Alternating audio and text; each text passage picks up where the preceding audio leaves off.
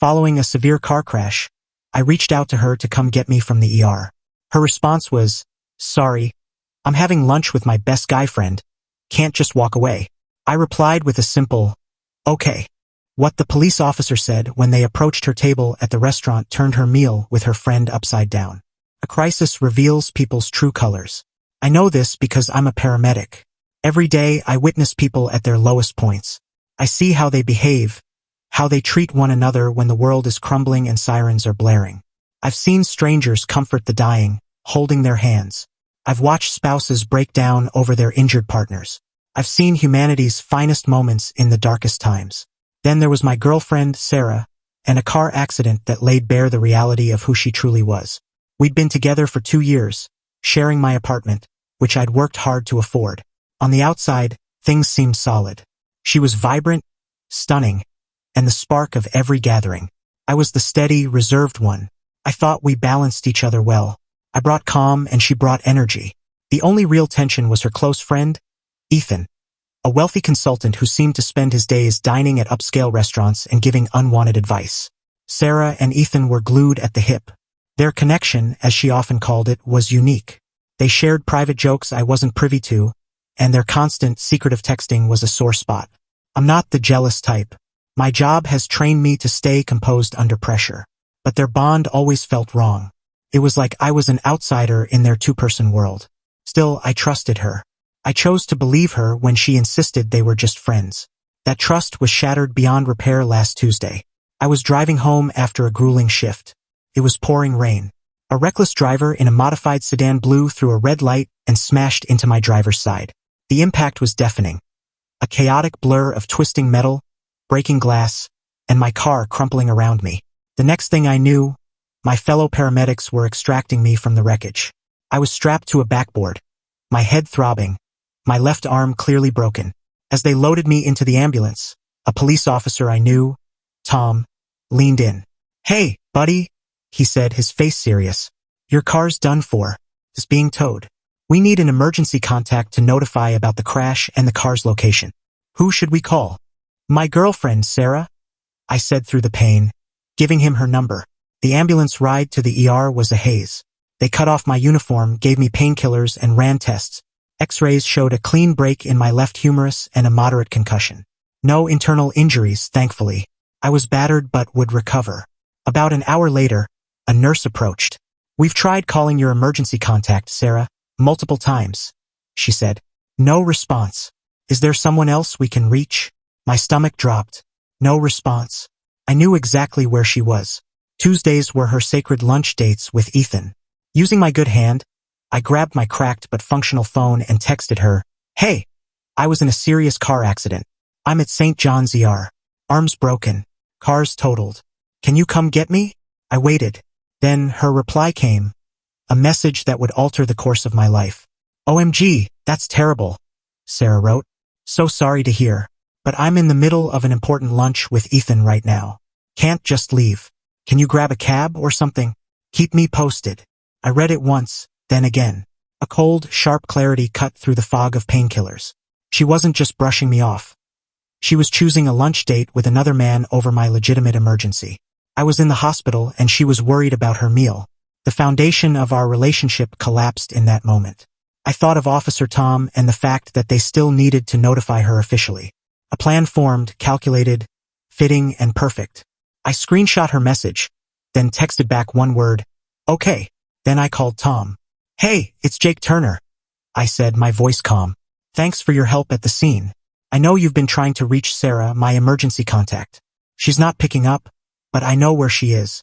It's critical you notify her in person to complete the report. She's at the Silver Fork, downtown." Tom, a solid cop and friend, got it instantly. "Got it, Jake," he said, his tone sharp. "We'll send a unit to make the notification in person. Focus on healing." I hung up, leaned back on the hospital pillows, and waited. Sarah's important lunch was about to be disrupted.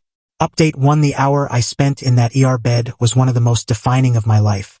The physical pain lingered, a steady ache in my arm and head, but the emotional sting had morphed into a steely determination.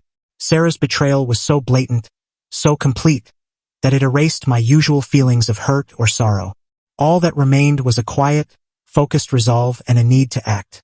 My colleague, Chris, who'd been on the ambulance crew that brought me in, stopped by to check on me.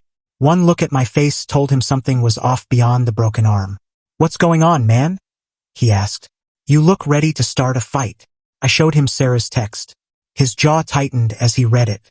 "You're joking," he said, his voice low. "She picked lunch with that Ethan guy over this?" "She did," I confirmed. "So what's the plan?" he asked. "I've handled it," I said. "I had the police sent to her restaurant for an in-person notification." Chris stared, then let out a low whistle. "That's cold and brilliant." The details of what happened at the Silver Fork came from Tom, who got the story from the 2 officers he dispatched. It was better than I'd hoped.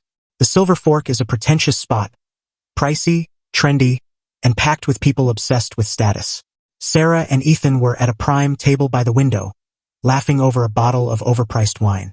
2 uniformed officers entered the restaurant, and the room fell silent. Cops don't show up at places like that without reason. Diners stared, whispering.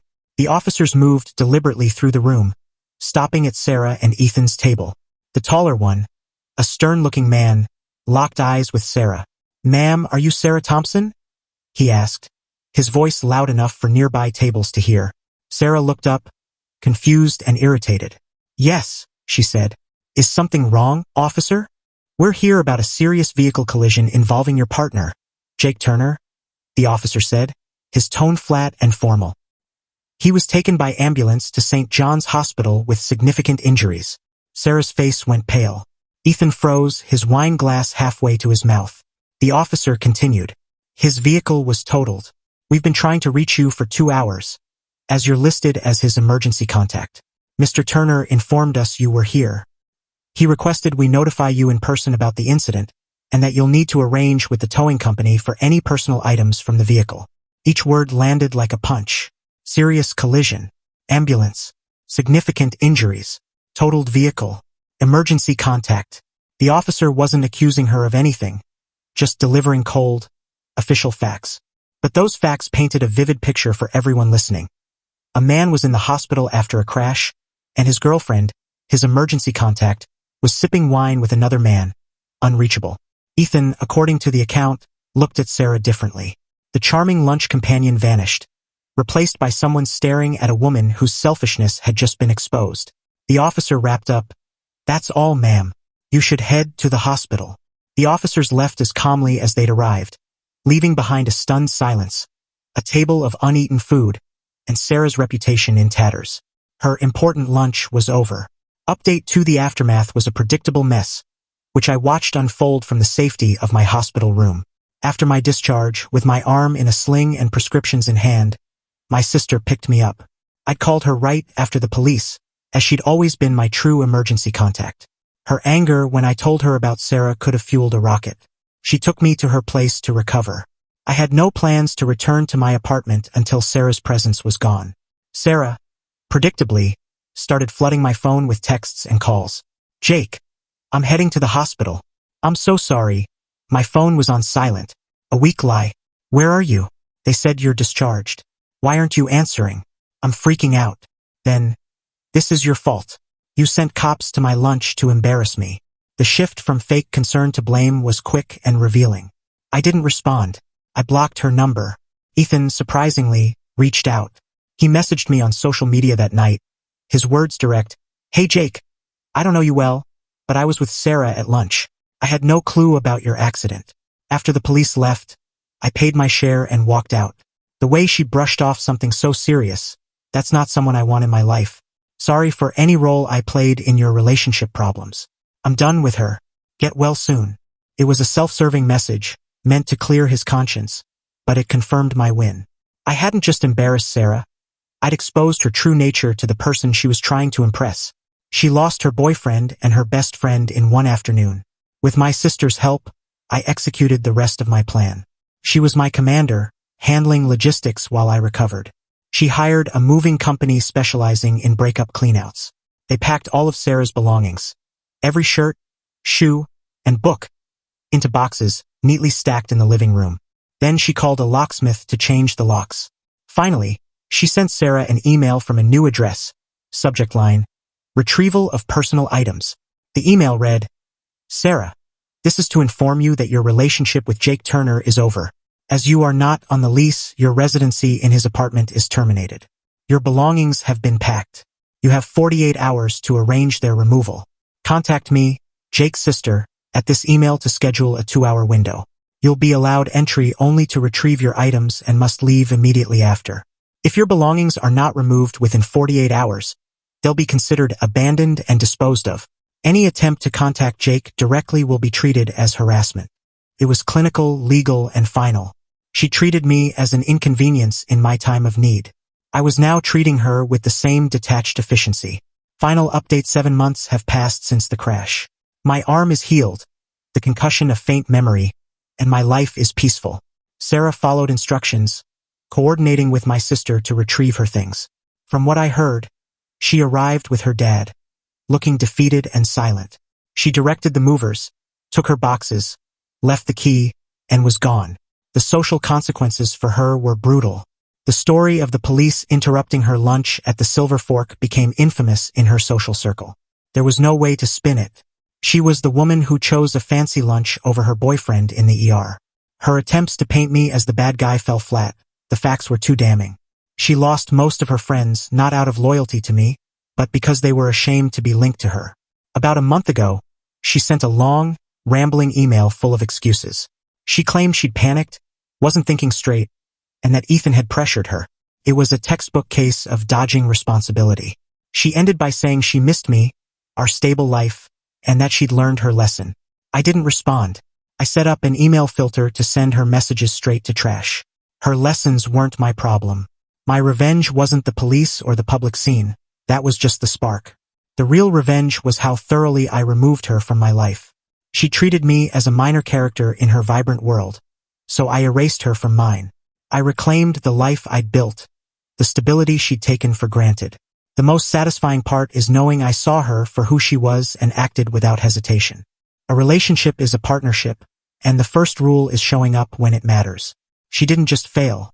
She obliterated the test and walked away laughing. The look on her face when the officer approached her table was just the start. The empty apartment, the silent phone, the life she lost. Those were the true consequences. She couldn't risk missing her fun lunch. In the end, I was the one who was freed. I cut out the poison in my life, and that poison was her.